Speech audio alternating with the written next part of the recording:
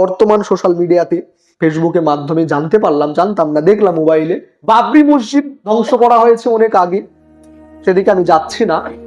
বাবরি মসজিদকে কেন্দ্র করে একজন ব্যক্তি, মুর্শিদাবাদের, নাম কি, হুমায়ুন কবির, চিনিও না ওনাকে, তো উনি বাবরি মসজিদকে স্মরণ রেখে বা সেই স্মৃতিটাকে ধরে রাখার জন্য তিনি একটা মসজিদ নির্মাণ করছেন। এই নিয়ে বর্তমান মুসলমান সমাজ পক্ষে বিপক্ষে বিভিন্ন রকমের কমেন্ট, মন্তব্য আপনি আমি করছি না। এবং সেই মসজিদটা নির্মাণ করতে নাকি অনেক টাকা, কয়েকশো কোটি টাকা খরচা তিনি করবেন। যে মসজিদ করা ভালো কি খারাপ সেটা আমি তার প্রশংসাও করব না, তার দুর্নাম আমি করব না, সেটি করতে পারে, তার ব্যক্তিগত ব্যাপার। আমি একজন মুসলমান, আমি প্রত্যেকটা মুসলিম সমাজকে আমি বলতে চাই, আজকে আপনি আমি বর্তমান সমাজ মসজিদ নির্মাণ করাতে এত বিধিবস্ত প্রতিযোগিতায় নেমে পড়েছি মসজিদ নির্মাণ করাতে। আল্লাহ রাসূল তিনি বলছেন কিয়ামতের পূর্বে মসজিদ নির্মাণ হবে, মানুষ বড় বড় মসজিদ করবে, একেবারে চাকচিক্য মসজিদ করবে, মসজিদ নিয়ে তারা প্রশংসা করবে, কিন্তু মসজিদে মুসল্লি থাকবে না। আজকে যে সমস্ত ব্যক্তিরা মসজিদ নির্মাণ করার জন্য এতটা পর্যন্ত বলে ফেলছে যে হ্যাঁ মসজিদ করব, জীবন দিয়ে দেব, জান চলে যাক, তবে বাবরি মসজিদ তৈরি করব, এমন কথা পর্যন্ত কমেন্ট তারা করছে, কিন্তু ওই ব্যক্তিটা, ওই মুসলমান যুবক ভাইটা দেখা যায় দাঁড়িয়ে পেশাব করে, ও পেশাবে পানি নেয় না, নামাজ তো দূরের কথা। কিরে ভাই, তুই মসজিদ নির্মাণ করবি, তুই তো নামাজই পড়িস না, তোকে মসজিদকে নির্মাণ করতে বলেছে।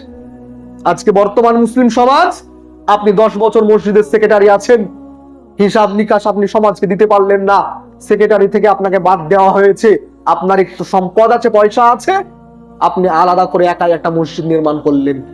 সমাজে মসজিদ নির্মাণ করছি আমরা।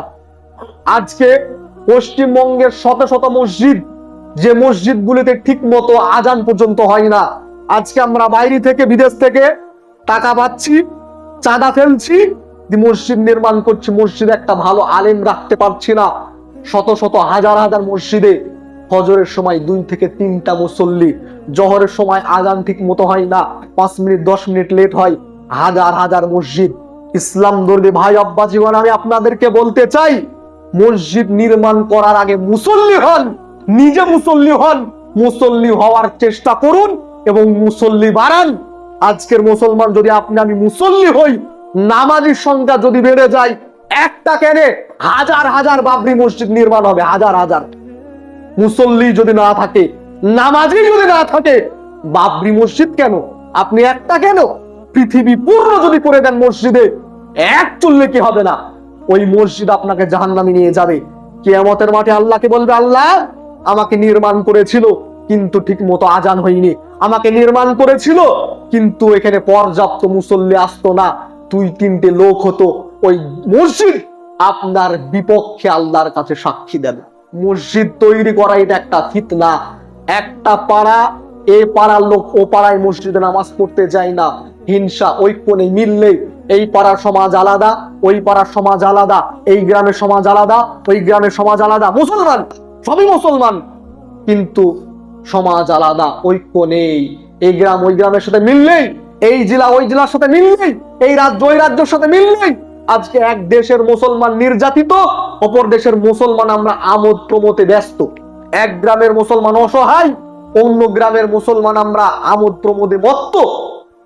আজকে এই মসজিদ পাড়াতে পাড়াতে মসজিদ নির্মাণ, এটা একটা মুসলমানদের পদদলিত হওয়ার জন্য এটা একটা কারণ, আর ঐক্য বিনষ্ট হওয়ার একটা কারণ, ঐক্য নষ্ট হওয়ার একটা কারণ। কেন এত মসজিদ? ফিতনা। 500 লোকের মসজিদে মুসল্লির জায়গা তৈরি করেছি, 5টা মুসল্লি হয় না, ফিতনায় বলি। কিয়ামতের পূর্ব লক্ষণ।